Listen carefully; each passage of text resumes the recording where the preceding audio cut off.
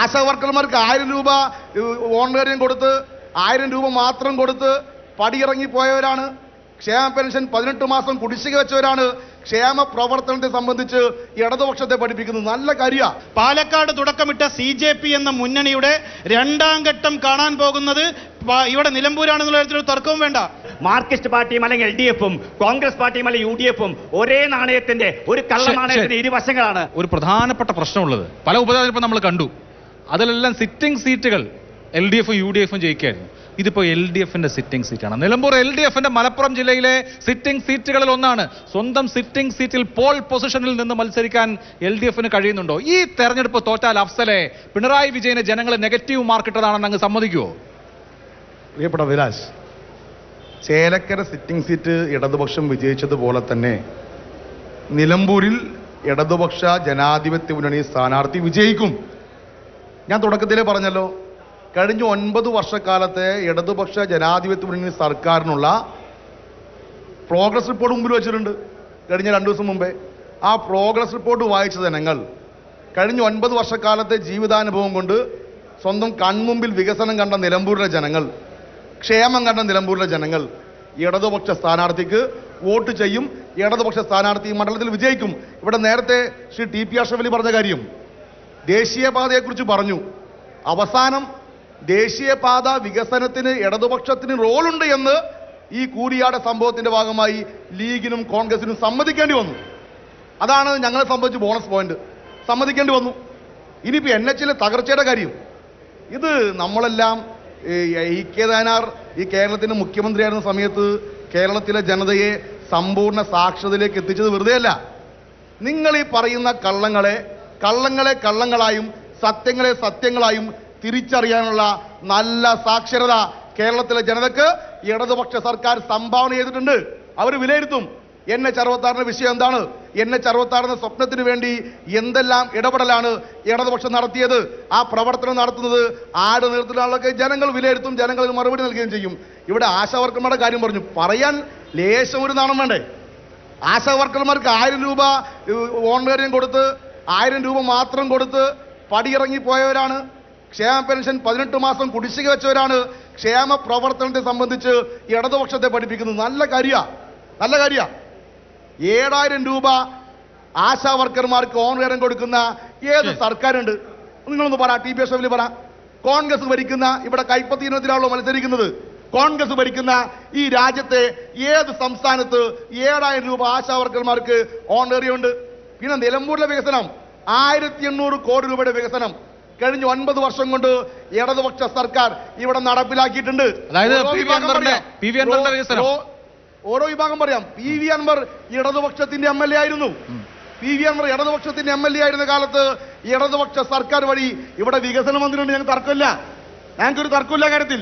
പക്ഷെ ഇവിടെ PV അൻവർ ഇടതുപക്ഷത്തിരുന്ന കാലത്തെ സംബന്ധിച്ച് തള്ളിപ്പറഞ്ഞാൽ PV അൻവർ ഇടതുപക്ഷത്തുനിന്ന് തെറ്റിപ്പോയ സമയത്ത് പറഞ്ഞ കാര്യങ്ങളുണ്ടല്ലോ. ഇപ്പോഴത്തെ UDF-ന്റെ സ്ഥാനാർത്ഥിയെ സംബന്ധിച്ച് ഞങ്ങൾക്ക് അത്തരമൊരു ആക്ഷേപത്തിലേക്ക് ഞങ്ങൾ പോകുന്നില്ല.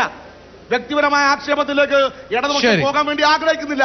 പക്ഷേ PV അൻവർ UDF സ്ഥാനാർത്ഥിയെ പറ്റി കഴിഞ്ഞ ദിവസം പറഞ്ഞത്, ഒരു 5-6 മാസം മുമ്പ് പറഞ്ഞതൊക്കെ നിങ്ങൾ എങ്ങനെ എടുക്കുന്നു എന്നറിയാൻ എനിക്കും നാട്ടിലെ ജനങ്ങൾക്കും ഇടതുപക്ഷത്തിനും അറിയാൻ ആഗ്രഹമുണ്ട്. ശരി, ആ ചോദ്യത്തിന് ഡയറക്റ്റ് ആയിട്ടുള്ള ചോദ്യത്തിന് ഉത്തരം ശ്രീ അഷ്റഫ് അലി. തെരഞ്ഞെടുപ്പിൽ സ്ഥാനാർത്ഥിയെ പ്രഖ്യാപിച്ചതിന് ശേഷം പോലും സ്ഥാനാർത്ഥിയെക്കുറിച്ച് PV അൻവർ പറഞ്ഞതിനെ കുറിച്ച് ജനങ്ങൾക്ക് അറിയാൻ താല്പര്യമുണ്ടെന്ന് LDF പറയുമ്പോൾ അത് LDF-ന്റെ മാത്രം താല്പര്യമാണോ? ഇന്ന് PK കുഞ്ഞാലിക്കുട്ടി അടക്കമുള്ള ആളുകൾ സ്വീകരിച്ചു PV അൻവറിനെ. ഒരു ദിവസം പുലഭ്യം പറയുക, പിറ്റേ ദിവസം ചായ കൊടുക്കുക എന്നുള്ളതാണോ UDF-ന്റെ ശൈലി?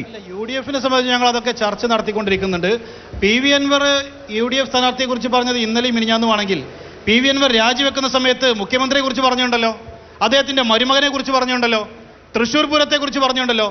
എന്തെല്ലാം വിധത്തിലുള്ള ആരോപണങ്ങളും അതിശക്തമായ തെളിവുകളും ഇവിടെ ജനങ്ങൾക്ക് മുമ്പാകെ വെച്ചു. മലപ്പുറം SP സുജിത് ദാസ് എങ്ങനെയാണ് രാജിവെച്ചത്? അത് അദ്ദേഹം പറഞ്ഞതിൽ കഴമ്പുണ്ട് എന്നറിഞ്ഞുകൊണ്ട് രാജിവെക്കേണ്ട സാഹചര്യം ഉണ്ടായില്ലേ? ADGP MR അജിത് കുമാറിന് സസ്പെൻഷൻ കൊടുത്തില്ലേ? അപ്പോൾ PV അൻവർ പറഞ്ഞ കുറേ കാര്യങ്ങൾക്ക് ഇടതുപക്ഷത്തോടെ മറുപടി പറയേണ്ടതുണ്ട്. ഇവിടെ പറയുന്നു BJPക്ക് സ്ഥാനാർത്ഥിയില്ല എന്ന്.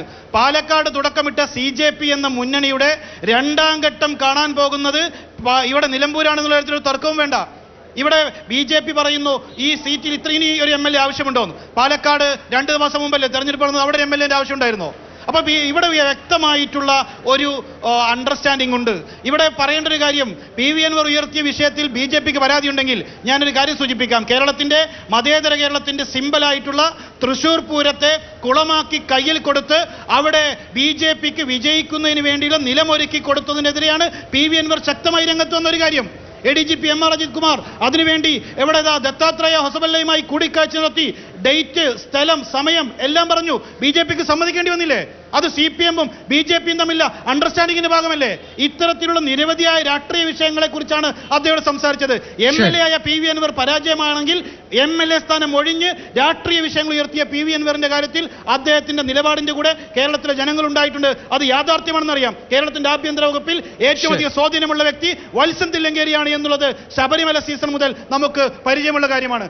അങ്ങനെ ഇരിക്കെ ഇന്ത്യയിലെ ഏറ്റവും അധികം ക്രൈമുകൾ റെക്കോർഡ് ചെയ്യുന്ന സ്റ്റേറ്റുകളിൽ UPക്ക് താഴെ കേരളം എത്തിയിരിക്കെ സമ്പൂർണ്ണ പരാജയമായിട്ടുള്ള കേരളത്തിന്റെ ആഭ്യന്തര വകുപ്പിനെതിരെ അദ്ദേഹം ഉന്നയിച്ചിട്ടുള്ള ആരോപണങ്ങൾ UDF തത്വത്തിൽ അംഗീകരിക്കുന്നതാണ്.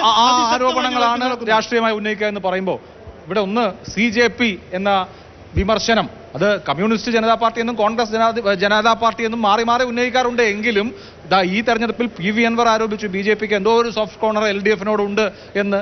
പാലക്കാട് തെരഞ്ഞെടുപ്പിന്റെ സമയത്ത് ഇത് വലിയ രൂക്ഷമായ ആരോപണമായിരുന്നു. അതുകൊണ്ട് ശക്തനായ സ്ഥാനാർത്ഥിയെ നിർത്തിയില്ലെങ്കിൽ ഇങ്ങനെ പല ആരോപണങ്ങളും വരും. PV അൻവറിന്റെ ആരോപണങ്ങൾക്കൊന്നും മണിക്കൂറുകൾ മാത്രമേ അതിനൊക്കെ വരികയുള്ളൂ. PV അൻവർ മാറ്റി മാറ്റി പറയുകയും സ്വന്തം കാര്യത്തിന് വേണ്ടി രാഷ്ട്രീയം മാറിക്കൊണ്ട്, പണ്ട് മുരളി ഗ്രൂപ്പിന്റെ സ്വന്തം ആളായിരുന്നു, കരുണാകരന്റെ ഏറ്റവും അടുത്ത ആളായിരുന്നു PV അൻവർ.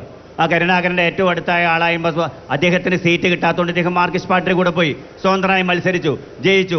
മന്ത്രിയാവണമെന്ന് പറഞ്ഞപ്പോൾ മന്ത്രിയാക്കാത്തത് കൊണ്ട് തിരിച്ച് UDF-ലേക്ക് ചേക്കാറാൻ നോക്കി. അക്കരെ പച്ച കണ്ടുകൊണ്ട് അങ്ങോട്ടും ഇങ്ങോട്ടും മാറുന്ന, ചാടി കളിക്കുന്ന ഒരു കോമാളിയായിട്ട് ഈ പറയുന്ന PV അൻവർ മാറിയിരിക്കുന്നു. PV അൻവർ ഉയർത്തുന്ന ചില കാര്യങ്ങൾ, ആ കാര്യങ്ങളാണ് കോൺഗ്രസ് പാർട്ടി ഇപ്പോൾ വലിയ കാര്യമായി എടുക്കുന്നത്.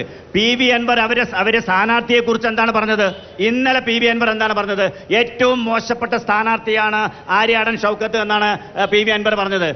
അദ്ദേഹത്തിന് ഈ നാട്ടിലെ ജനങ്ങളുമായിട്ട് ബന്ധമില്ല എന്ന് പറയുന്നു. അദ്ദേഹം മറ്റൊരു സ്ഥാനാർത്ഥിക്ക് വേണ്ടിയിട്ട് കോൺഗ്രസിനകത്തൊന്നും ജോയിക്ക് വേണ്ടിയിട്ട് അദ്ദേഹം വാദിക്കുന്നു. അങ്ങനെയുള്ള ആളെ കെട്ടിപ്പിടിക്കേണ്ട ഒരു ഗതികേടിലേക്ക് എന്നിട്ട് പറയുന്നു ഇവിടെ അഞ്ചക്കത്തിൽ ഞങ്ങൾ ജയിക്കുമെന്നാണ് പറയുന്നത് UDF-നും CPM-നുമാണ് യഥാർത്ഥത്തിൽ സഖ്യകക്ഷിയുള്ളത്. അവരാണ് ഇന്ന് ഇന്ത്യയിൽ ആകമാനം BJPക്കെതിരെ ഒറ്റ പാർട്ടിയെ നിലനിൽക്കുന്നത്. BJPക്കെതിരെ ഒരു കക്ഷിയായി, ഒരു സഖ്യകക്ഷിയായി, ഇന്ത്യ മുന്നണിയായി നിലനിൽക്കുന്നത് അവരാണ്. CPM-ഉം കോൺഗ്രസാണ്. BJP സംബന്ധിച്ച് BJP കേരളത്തിൽ ഉയർത്തുന്ന മുദ്രാവാക്യം കേരളത്തിന്റെ വികസനമാണ്, കേരളത്തിന്റെ പുരോഗമനമാണ്. കേരളത്തിൽ ഇപ്പൊ കരുവന്നൂർ കണ്ടില്ലേ നിങ്ങൾ? ED-യുടെ ചാർജ് കണ്ടില്ലേ? കരുവന്നൂർ പോലെയുള്ള കേരള മോഡലുകളാണ് CPM-ന് പറയാനുള്ളത്. അതിലും വലിയ അഴിമതിയുടെ കഥകളാണ് ഈ കോൺഗ്രസ് പാർട്ടിക്ക് പറയാനുള്ളത്. കോൺഗ്രസും മാർക്സിസ്റ്റ് പാർട്ടിയും ഈ രാജ്യത്തെ ഖജനാവ് കൊള്ളയടിച്ചുകൊണ്ട് കേരളത്തിലെ ജനങ്ങളെ ദുരിതത്തിൽ ഏറ്റവും കൂടുതൽ കടമുള്ള ഒരു സംസ്ഥാനമായി മാറിയിരിക്കുന്നു, ഏറ്റവും കൂടുതൽ വിലക്കയറ്റമുള്ള സംസ്ഥാനമായി മാറിയിരിക്കുന്നു, റോഡുകളില്ലാത്ത സംസ്ഥാനമായി മാറിയിരിക്കുന്നു, വിദ്യാഭ്യാസ മേഖലയിൽ കിട്ടേണ്ട കേന്ദ്ര ഫണ്ട് പോലും കൃത്യമായി വാങ്ങിയെടുക്കാൻ പറ്റാത്ത ഒരു സംസ്ഥാനമായിട്ട് കേരളം മാറിയിരിക്കുന്നു. ഒരു പോയിന്റ് കൂടി, അതുകൊണ്ട് തന്നെ ഇവർ തമ്മിൽ ഒരു അവിശുദ്ധ കൂട്ടുകെട്ട് ഇന്ത്യ രാജ്യത്ത് ആകമാനമുണ്ട്. ഇവരൊരു ഉപതെരഞ്ഞെടുപ്പിൽ അങ്ങോട്ടും ഇങ്ങോട്ടും ചളിവാരി എറിഞ്ഞാൽ, ഇന്ന് ഡൽഹിയിൽ പോയാൽ അല്ലെങ്കിൽ തമിഴ്നാട്ടിൽ പോയാൽ അവർ ഒരു സ്റ്റേജിൽ ഒന്നിച്ചിരുന്ന് ഷാളണിയിക്കുന്ന രാഷ്ട്രീയ പാർട്ടികളാണ്. അതുകൊണ്ട് BJPയെ സംബന്ധിച്ച് മാർക്സിസ്റ്റ് പാർട്ടിയും അല്ലെങ്കിൽ LDF-ഉം കോൺഗ്രസ് പാർട്ടിയും അല്ലെങ്കിൽ UDF-ഉം ഒരേ നാണയത്തിന്റെ, ഒരു കള്ളനാണയത്തിന്റെ ഇരുവശങ്ങളാണ്. അതുകൊണ്ട് തന്നെ രണ്ടിനെയും എതിർക്കപ്പെടേണ്ടതാണ്.